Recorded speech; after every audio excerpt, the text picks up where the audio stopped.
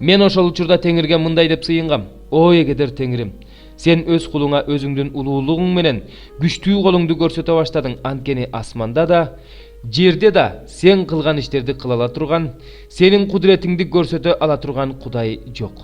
Мени Иордандын аркы өзүнө өткөрүп, жер соорусун, эң кооз тоону жана Лебанонду көрсөт. Бирок Теңир силердин айыңардан мага каарданып, мени укпай мага мындай деди: болду, жетишет, мындан ары мага ал тууралуу айтпа. Пизги тоосунун чокусуна чыгып, деңиз жака, түндүккө, түштүккө, чыгышка көз чаптырып, өз көзүң менен көрүп ал, анткени сен мына бул Иордандан ары өтпөйсүң. Жашыяга акыл насаат айтып, дем күч берип бекемде, анткени ал элди жетектеп, сен көз чаптырып көрө турган жерди аларга энчилеп бөлүп берет. Ошентип биз Бейт-Пейордун каршысындагы өрөөнгө келип токтодук. 4 бөлүм. Ошондуктан Исраил, өлүп калбашыңар үчүн жана ата-бабаларыңардын Кудай Теңири берип жаткан жерге барып, аны мурастап алышыңар үчүн мен силерге аткарууну үйрөтүп жаткан көрсөтмөлөр менен мыйзамдарды ук.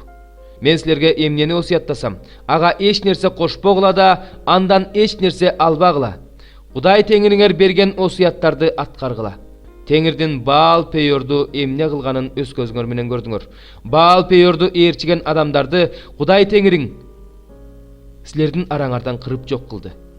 Силердин араңардан Кудай Теңириңерге жабышкандары азыркыга чейин тирүү.